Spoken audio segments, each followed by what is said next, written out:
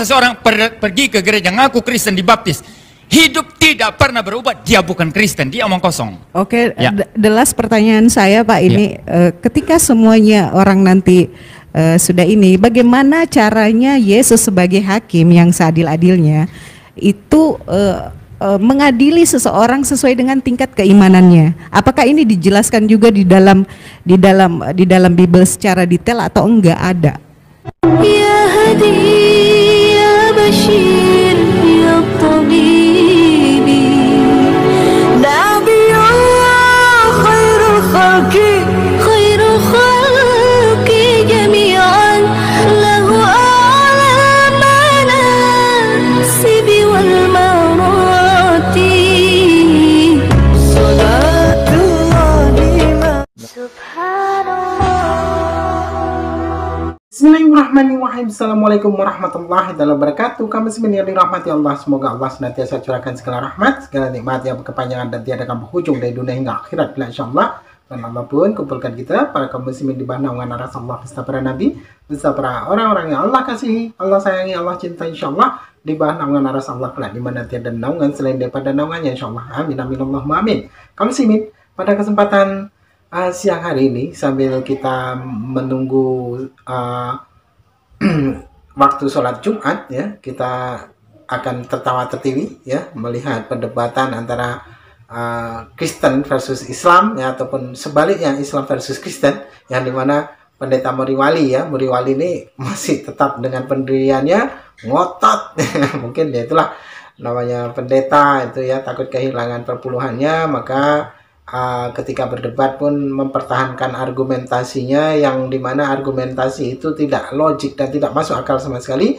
Dan ya itulah tugas pendeta ya, ketika pendeta itu berdebat mesti banyak asumsi, mesti menipu ya, mesti meyakinkan para domba-dombanya ini agar tidak lari dari dari kegembalaannya ya, dengan narasi-narasi yang sifatnya macam ho'oh ya, harus meyakinkan walaupun mesti tidak rasional, karena memang di dalam Kristen itu sendiri ya, menjadi Kristen itu wajib menghilangkan akal sehat, sehingga apa yang kita dapatkan, sehingga apa yang mereka dapatkan tentang doktrin-doktrin tipu-tipu itu tetap dapat masuk di akal mereka, sekalipun tidaklah masuk di akal. Oke, demikian kaum muslimin videonya. Ya, saya tambahkan sedikit saja karena saya juga ada penanya nanti yang saya harus jawab ya. Jadi itu jelas kalau dikatakan perintah bukan perintah ya, jelas itu jelas di sana kan dikatakan tanda-tanda. Sedangkan ini tadi Mas Tras berkata kalau ya halus ya. Ini agak keluar sedikit dari konteks Jawa kan, kalau Pak Masyud ini kan begitu ya. Ini mirip-mirip Ustadz Subandi yang sudah pengaruh Medan, pengaruh Batak kan begitu. Jadi orang Jawa halus ya kan begitu ya, sopan kan begitu, tetapi itu generik umum dan tidak harus melekat demikian, karena ada orang Jawa yang beda. Saya tahu ada orang Jawa yang frontal seperti orang Batak kan begitu. Jadi kalau bilang tanda-tanda tidak harus melekat mutlak. Iya, pada umumnya general itu umum. Nah, justru karena di situ disebutkan tanda-tanda ini menyertai orang yang percaya. Tanda-tanda tapi bukan mutlak, dan itu sudah dijelaskan tadi. Paulus pernah ya digigit ular, itu tidak mati. Iya, dan saya juga sama kok. Itu artinya apa? Kalau dikaitkan di dalam konteks penginjilan, mohon maaf ya, saya digigit ular juga nggak mati. Dikaitkan di dalam konteks penginjilan, maka ketika seseorang memberitakan Injil, waktu Tuhan menyertai, mungkin ada orang yang kasih racun, dia tidak mati karena Tuhan menyertai. Tapi konteksnya apa? Memberitakan Injil, itu intinya. Saya stop sampai di sini ya. Baik. Mungkin untuk yang bertanya saja. Waktu sudah habis. Kita lanjutkan ke sesi berikutnya, yakni penanya dari pihak Muslim kepada pembicara. Sebentar ya, tadi kan itu saya jelaskan lagi. Yang namanya tanda itu melekat. Air, ya ini mencair ini air dan bisa beku. Iya, tapi orangnya sudah pulang itu gimana? Siapa yang saja, sampai memberi pernyataan. Nah, saya sudah selesai, saya sudah selesai. Ya, saya dan dia menerima penjelasan saya. Lah sekarang Anda tak koreksi gitu loh. Ya, ini tanda-tandanya air ya, ini bisa mencair, bisa menguap, bisa mencair, gini, bisa Nah itu tanda-tandanya. Iya itu kalau air ya. Tapi sekarang misalnya ballpoint ini, saya langsung praktekkan boleh enggak? Saya kasih tanda di sini. Saya kasih tanda. Itu melekat atau saya bisa hapus? Saya bisa hapus. Jadi ada tanda yang melekat, ada yang tidak. Ini saya stop saja langsung. Baik. Baik, sudah. Ini caranya.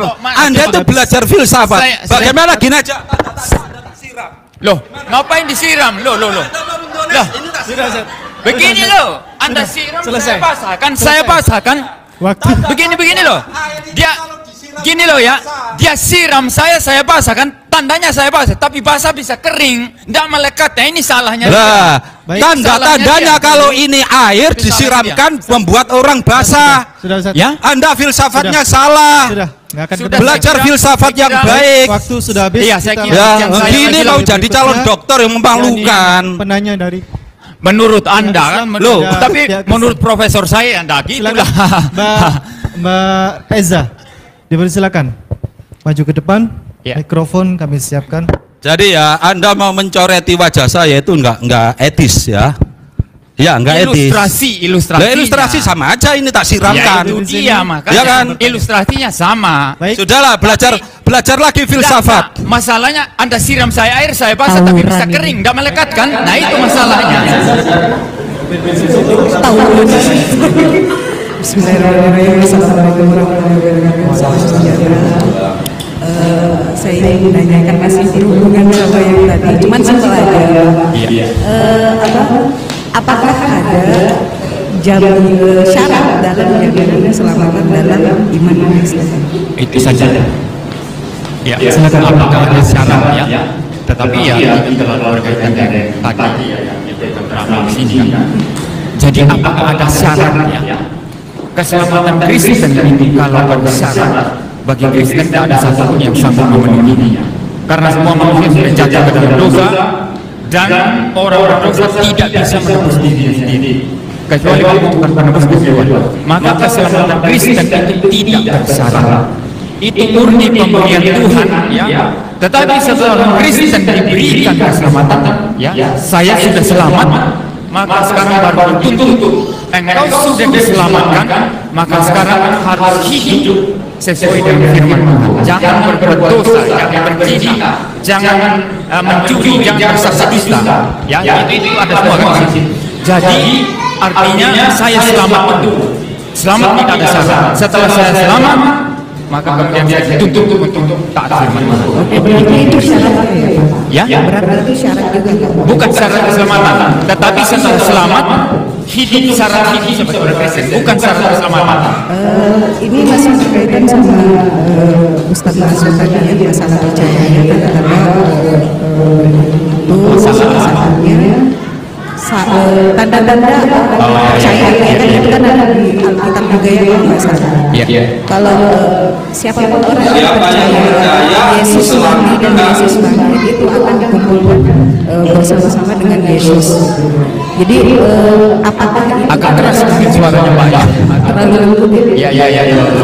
Nggak, saya nggak akan debet Pak Yusuf tadi. Saya nggak mau tahu ranahnya. Ya. Jadi ini masih berkaitan dengan apa tadi yang dibahas oleh Ustaz Masud masalah percaya.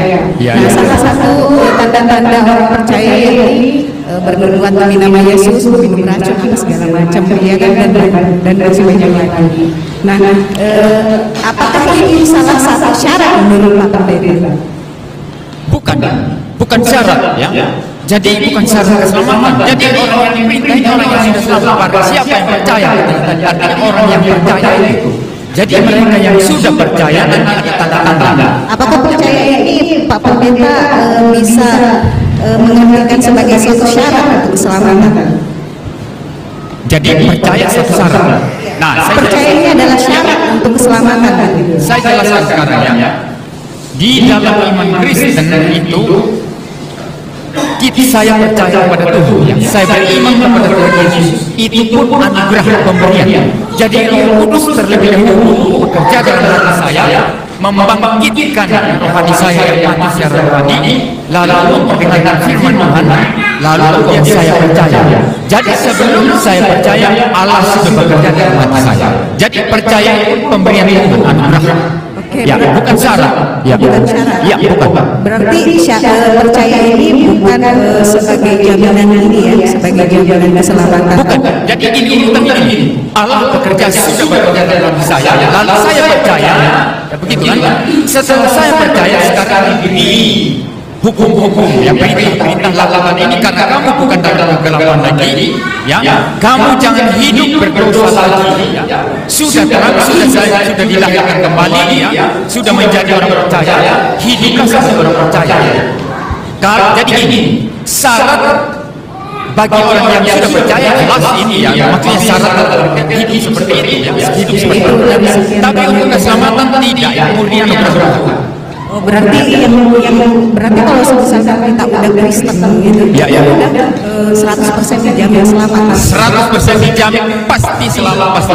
Sekarang ini Pak, saya mau tanya lagi, bagaimana caranya misalnya saya keluar konteks dulu ya, misalnya ada dia percaya tapi dia sering melakukan kejahatan istilahnya Kristen KTP lah. Terus itu kedudukannya seperti apa nantinya? Apakah dia tetap dijamin keselamatannya atau bagaimana? Ya ini karena bukan fakta yang dihadirkan di sini, bukan fakta ada orang tertentu gitu ya. Jadi ada kemungkinan begitu kan. Jadi saya menjawab begini. Kalau seseorang Kristen yang mengaku Kristen sudah dibaptis ya, sudah ke gereja, mungkin rajin bahkan ke pendeta. Tapi ternyata setiap malam minggu berzina, naik ke Prigen, Pretes gitu ya, cari WTS di sana gitu ya. Lalu kemudian tiap malam naik kelab, joget-joget dan telanjang di sana. Bagi saya ini hanya mengkonfirmasi dia bukan Kristen, tetapi salah masuk di dalam gereja. Mungkin karena ikut orang tua bisa, mungkin karena nikah dengan orang Kristen bisa masuk ke sana. Tapi dia tidak memahami Kristen, tidak memahami Alkitab, tidak pernah sungguh-sungguh percaya tidak. Ini Kristen KTP. Maaf saya bingung tadi Bapak awalnya dikatakan di depan tadi bahwa Kristen otomatis sudah dijamin keselamatan. Iya, jelas. Sebenarnya seperti apa? Dia percaya Yesus itu Tuhan yang tidak Kristen, artinya dia dijamin ya. Tetapi dia melakukan dosa. Tetapi dia melakukan dosa. Tetapi dia tetap percaya sama Yesus ini dijamin. Justru itu saya katakan. Atau mungkin Alkitab ini tidak ada secara detail untuk menjelaskan. Tidak ada orang Kristen, tidak ada orang Kristen yang seperti itu. Maka dia percaya omong kosong, hanya di mulut saja tapi hatinya tidak percaya. Jadi itu intinya. Jadi ada istilah dalam Kristen yang juga disalah-tafsir oleh orang Muslim ya. Ada orang Muslim berkata, kami dibilang tobat tersesat. Sebenarnya istilah tobat ini istilah mulia dalam Alkitab ya. Oh, kami orang Muslim disebut tobat tersesat. Kristen itu ada dua istilah, kambing ini ada domba. Nah, kalau kambing ini ada konotasinya negatif, kalau domba ini positif ya. Nah, kalau kambing ini dia ikut gereja, dia masuk di dalam perkara baptis dan lain sebagainya. Tapi hatinya tidak pernah sungguh percaya dan dia bukan bagian dari Kristen yang benar. Nah, orang seperti ini dia berbuat dosa, dia percaya begini, saya masuk Kristen, katanya Kristen sudah selamat, pasti selamat begitu. Maka dia bebas berbuat dosa. Ini kalau dikaitkan seperti itu pendapatnya Pak Pendeta sendiri, berarti mau bagaimanapun alasan ini tetap ada syarat, meskipun dia Kristen, tetapi tidak ada syarat, tidak ada syarat, karena dia belum pernah percaya, syarat apa? Dia belum pernah percaya. Jadi orang Kristen yang hanya coba ungkapkan tadi. Apa kelakuan seseorang semua Kristen itu sama gitu, karena orang kudus atau dia nggak pernah melakukan kejahatan atau dosa. Paling tidak cirinya begini, ada peningkatan. Maka di dalam memahami Kristen tidak segampang itu kan. Jadi gini, seorang Kristen itu pertama kali dia sudah sungguh percaya, dia akan berubah secara perlahan-lahan. Itu ada yang namanya proses sanctification, pengudusan ya. Jadi hidupnya dari pertama dia jadi Kristen dulu yang mungkin tukang judi, yang main judi, macam-macam yang begitu. Setelah jadi Kristen semakin berkurang, semakin membenci dosa dan semakin baik hidupnya. Itu ciri. Tetapi kalau seseorang pergi ke gereja ngaku Kristen dibaptis, hidup tidak pernah berubah, dia bukan Kristen, dia omong kosong. Oke, ya. The last pertanyaan saya Pak ini, ketika semuanya orang nanti sudah ini, bagaimana caranya Yesus sebagai hakim yang seadil-adilnya itu mengadili seseorang sesuai dengan tingkat keimanannya. Apakah ini dijelaskan juga di dalam Bible secara detail atau enggak ada? Penghakiman di dalam konteks Karena semua orang tingkat dosanya, tingkat keimanannya itu beda-beda. Nah, bagaimana itu? Apa disamaratakan semua tempatnya atau bagaimana? Saya sudah paham. Jadi penghakiman ini ada dua macam ya nanti ya. Pertama, penghakiman orang percaya. Penghakiman orang percaya ini bukan menghakimi mereka lalu membuang ke neraka, itu dalam pengertian Kristen ya. Tetapi menghakimi mereka untuk mempertanggungjawabkan perbuatan-perbuatan mereka, dan ini akan menentukan keadaan kelak mereka seperti apa. Nah, seorang rasul yang gigih seperti Paulus tentu mempunyai kemuliaan ya di dalam dunia kelak, langit dan bumi itu baru. Ada ayatnya. Waktu sudah habis. Sebentar dulu. Iya. Waktu sudah habis.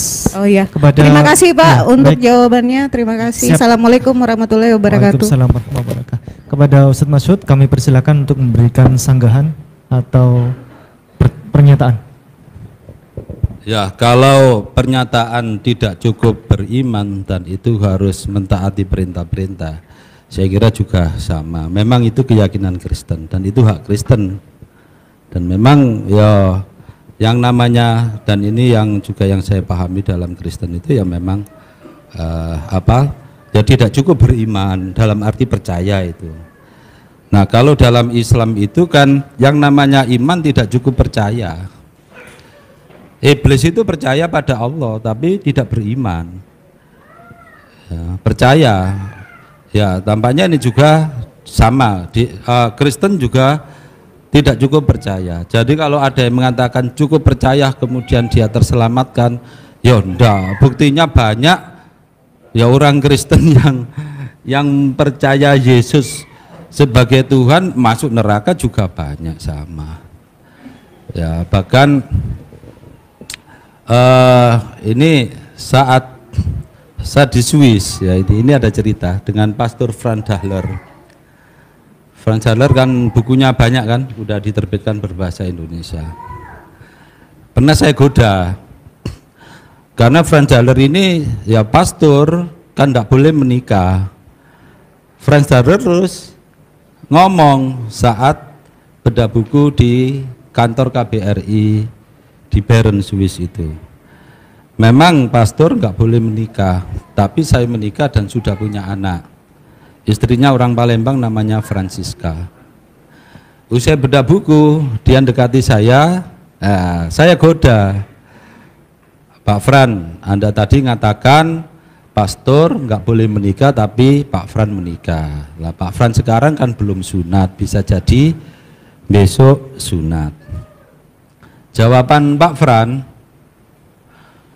ternyata dengan mengatakan dengan ceria juga, sunat itu higienis dan menyehatkan. Saya sarankan pemuda-pemuda Kristen untuk sunat. Terus saya tanya lagi, Pak Fran, Anda nyuruh orang Kristen sunat, pemuda Kristen sunat lah. Pak Fran kapan sunat? Saya kan sudah tua, yang muda-muda aja yang sunat.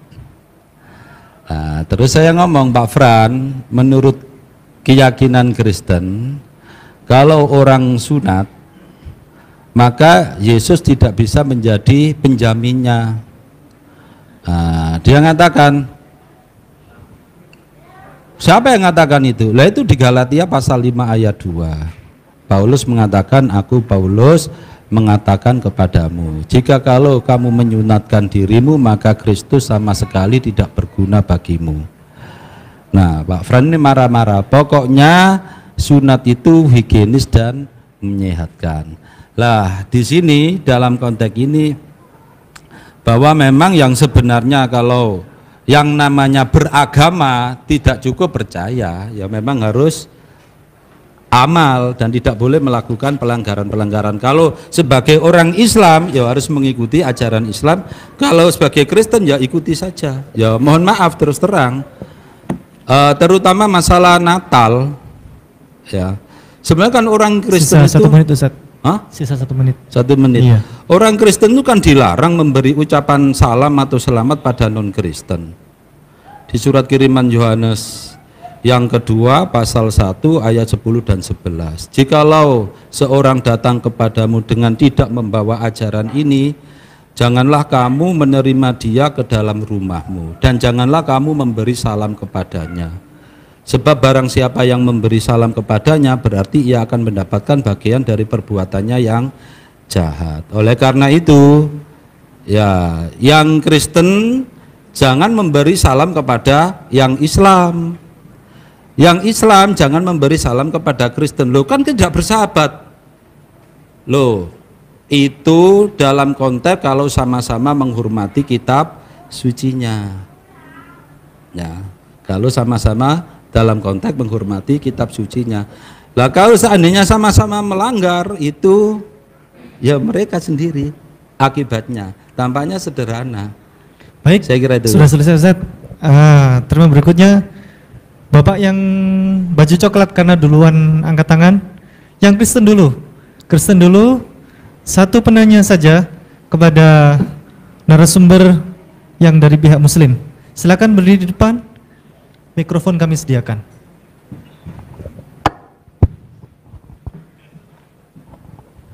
Iya, terima kasih. Waduh, ini kalau dialog juga sakit juga ya. Sampai saya deg-degan nih. Ya, siap, langsung to the point. Iya. Nama saya dari mana? saya tuh menenangkan dulu biar. Iya, nggak apa-apa. Nama gitu. Tadi belum sebut nama yang pertama. Sudah tuh, Iya, belum dicatat ya. Enggak, nama belum disebut. Nama. Tony, nama saya Tony. Dari Sidoarjo. Dari Surabaya. Surabaya. Iya. Langsung pertanyaan. Iya, pertanyaan saya tadi Pak Masud bilang bahwa berkaitan dengan Markus ya. Karena saya dari Pentakosta, katanya Pak Masud tadi Pentakosta mengajarkan minum racun. Saya Pentakosta, kami tidak pernah mengajarkan ayo jemaat minum racun. Kalau ada berita seperti itu mungkin orang Pentakosta sudah masuk penjara karena memberitakan minum racun. Serius. Kan mereka minum racun kan mati toh. Siapa yang memberitakan? Pasti pendetanya, dan sudah banyak orang pendeta Kristen Pentakosta yang masuk penjara. Itu yang pertama. Kami tidak pernah mengajarkan demikian. Nah, ini tadi Pak Muriwali sudah menjelaskan tadi, ini adalah suatu ungkapan bisa karena kesulitan, sama halnya dengan ayat lain dalam Alkitab. Kalau engkau punya iman sebiji sesawi, pindahkanlah gunung ini. Jangan diartikan lagi, ayo kalau kau beriman pindahkan gunung, ayo. Jadi diartikan secara eksplisit gitu loh. Jadi menurut saya itu adalah ungkapan-ungkapan. Kalau gunung berbicara tentang persoalan, saya mempelajari tentang racun dalam pemahaman konteks konsep Yahudi. Tidak hanya saja berbicara racun secara racun kasat mata, tetapi dalam arti kesusahan, kesulitan atau tantangan-tantangan yang menghadang. Itu dalam konsep Yahudi kalau saya pelajari. Kalau Pak Masud sudah pelajari tadi katakan, nanti bisa dipelajari lagi. Saya memahami dari berbagai konteks Yahudi, juga dalam konteks Yunani. Itu yang kedua. Langsung. Ini misalkan saya kedua. Yang ketiga, kitab suci itu kan mengajarkan kita untuk beriman, baik Al-Quran maupun Alkitab. Dan sesuatu yang kita imani itu pasti seterusnya ada. Pokoknya kita percaya kepada Tuhan, artinya Tuhan itu seterusnya ada. Kita percayakan keselamatan, artinya keselamatan itu terus ada. Kita percaya kepada malaikat, artinya malaikat itu terus ada. Nah, kalau tidak salah, karena ini bukan kitab saya, kalau tidak salah di dalam Al-Quran itu memerintahkan untuk beriman kepada Injil. Injil, ya kan? Namun sayangnya saudara dikasih Tuhan, Al-Quran memerintahkan untuk beriman kepada Injil, tapi sayangnya di kemudian Injil itu sebenarnya tidak ada, alias sudah dipalsukan, sudah diubah. Bayangkan kalau saya tanya kepada teman-teman muslimin, gimana? Kan belum kiamat, suatu saat nanti pasti ditemukan, biasanya seperti itu, supaya nanti tidak ada jawaban yang sama. Jadi mestinya sesuatu yang iman itu pasti ada sesuatu yang ada terus menerus. Oke, nah saja. itu silakan nanti itu pertanyaan saya. Terima kasih. Ustaz Masud. Ya, umat Islam beriman. Pak, berdiri situ dulu. Ya, silakan. Ya, umat Islam itu beriman kepada Nabi Musa, juga beriman kepada Nabi Daud atau Raja Daud, atau juga beriman kepada Nabi Sulaiman, juga beriman kepada Yesus. Apakah kemudian setelah mereka tidak ada kita nggak beriman? Ya, kita tetap beriman sampai sekarang. Secara fisik memang mereka nggak ada. Iya. Tapi kan keberadaan mereka itu pasti ada di surga, toh Pak?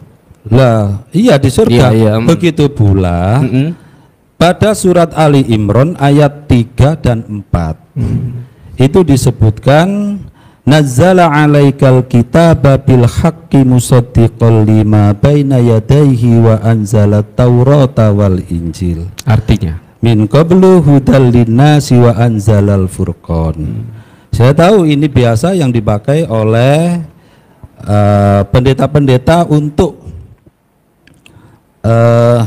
menyatakan bahwa orang-orang Islam itu di samping beriman pada Al-Quran harus beriman kepada Taurat dan Injil, yang artinya Allah menurunkan Al-Quran dengan hak yang membenarkan, yang memurnikan, yang meluruskan apa kitab-kitab sebelumnya.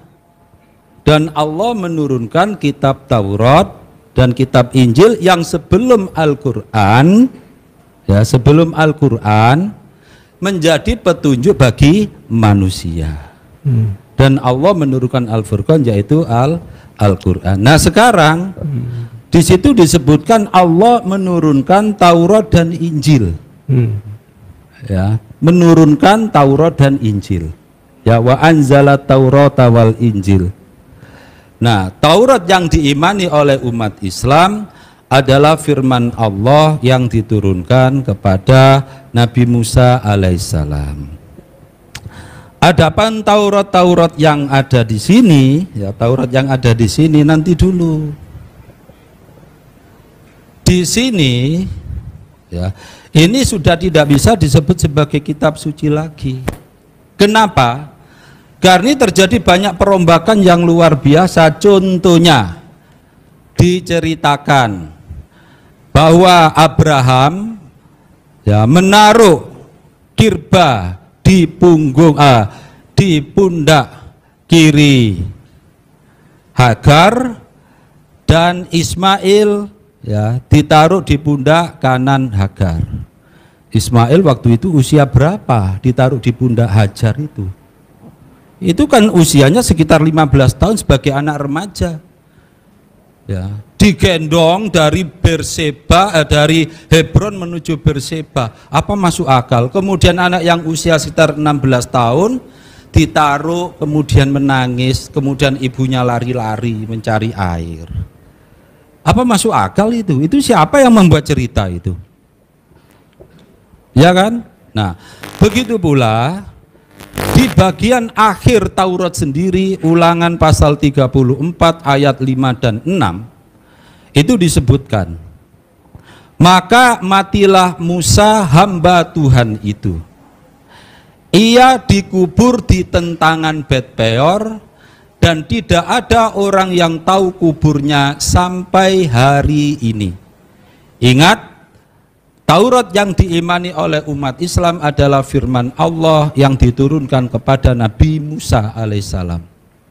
Adapun Taurat yang ini ada cerita kematian Nabi Musa, dan penulisnya serta Bani Israel sudah tidak tahu lagi kuburnya Nabi Musa. Itu ditulis selisih berapa tahun dari kematian Nabi Musa sampai mereka nggak tahu kuburnya Nabi Musa. Saya usia 7 tahun sudah yatim piatu, sekarang saya usia 52 tahun. Ya, berarti ya sudah lama, hampir anggap aja 45 tahun. Saya masih bisa menunjukkan ini kubur ayah saya, ini kubur ibu saya, meskipun sudah 45 tahun yang lalu. Ini penulis Taurat tidak tahu. Dan di samping itu, sampai sekarang orang Yahudi tidak memiliki naskah, nggak usah jauh-jauh, ya, 700 tahun sebelum Masehi. Ya, sekarang itu naskah yang dipakai oleh orang Kristen dan Yahudi itu naskah ditulis tahun berapa? Ya kan? Apakah salinannya itu tidak mengalami pembiasan? Jelas terjadi pembiasan. Sebagai bukti diantaranya ada cerita Ismail digendong ibunya, ya, ditaruh di pundaknya ketika usia remaja. Apa enggak sempal pundaknya itu? Kemudian bagaimana dengan Injil? Injil yang diimani oleh umat Islam adalah firman Allah yang diturunkan kepada Nabi Isa alaihissalam. Iya, ya, saya boleh ini. Ya, kalau memang, ya, Kristen aja nggak punya kok naskah Injil Matius, Markus, Lukas, Yohanes ya yang tertulis pada abad pertama Masehi. Nggak punya. Saya ingin tahu buktinya, dan kalau memang ada saya akan datang. Saya ingin membuktikan itu. Iya. Ya. Saya boleh berpendapat ya. Kenapa? Saya boleh berpendapat ya. Oke, yang Iya, penting tundukkan Iya. tidak hanya pendapat ya, tapi bukti otentiknya bagaimana. Iya, saya berpendapat dulu. Iya, silakan. Iya. Jadi Pak, satu kita kali dulu agak karena jam 3 pas 2 menit jam 3 aja ya. tepat, kita sudah mengakhiri acara ini. Biar adil, satu penanya lagi kepada pihak Kristen. 2 menit aja kan sangkaan Mohon maaf, terakhir nggak ini. bisa Pak. Jam 3 tepat kita harus mengakhiri acara ini. Terima kasih. Oke, lanjut, satu penanya dari pihak Muslim kepada pihak Kristen. Silakan maju ke depan, Ibu. Mikrofon kami sediakan. Ya, singkat tepat jelas. Karena jam 3 kita sudah akhiri. Jangan-jangan saya belum menjawab sudah selesai nanti, Pak. Cepet-cepetan.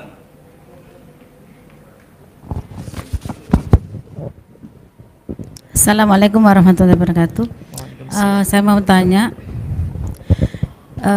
jika Yesus dianggap sebagai Tuhan, kok bisa dia lahirkan manusia yaitu Maryam? Kalau alasannya karena dia tidak punya bapak, berarti semestinya yang beranak Nabi Adam nggak punya bapak dan ibu. Kalau alasannya itu ya.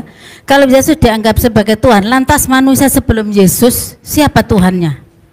Ya, satu Nabi Adam, Idris, Nuh, Soleh sampai Nabi yang ke-23 itu. Wafatnya Yesus diperingati pada setiap 14 April. Lu Tuhan kok wafat? Tapi kok masih ada kelahiran kucing, ada keadaan manusia ya kan?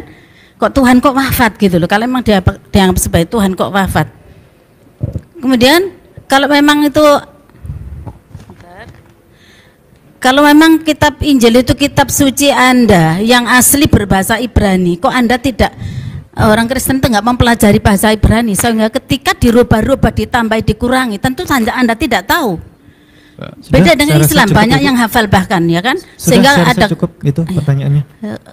Sehingga ketika ada perubahan mesti ketahuan, apalagi janji Allah. Ya. Inna nahnu nazzalna dzikra wa inna lahu hafidun, kamilah yang turunkan Al-Qur'an dan kamilah menjaganya. Baik. Demikian, Ibu bisa assalamualaikum berdiri di situ. warahmatullahi wabarakatuh. Waalaikumsalam. Duduk nggak apa-apa karena Ibu ya. Saya Boleh, berapa silakan. menit ini sudah? Selesainya, monggo silakan. Ya, saya jawab kalau gitu ya. Yang pertama mengenai Yesus ya. Jadi kalau Ibu mengikuti debat tadi, dialog diskusi dari tadi, sebetulnya jawaban saya sudah jelas bahwa Yesus itu natur sifatnya dua. Yang mati itu manusianya, bukan ketuhanannya, keilahiannya. Yang mati di salib itu manusianya Yesus ya. Maka salah kalau dikatakan kalau kalau Yesus itu Tuhan kok mati di salib. Memangnya yang mati Tuhan, bukan Tuhan yang mati. Yesus punya dua sifat. Pertama, dia sang logos ilahi, ya, sifat Allah sempurna karena dia adalah firman Allah.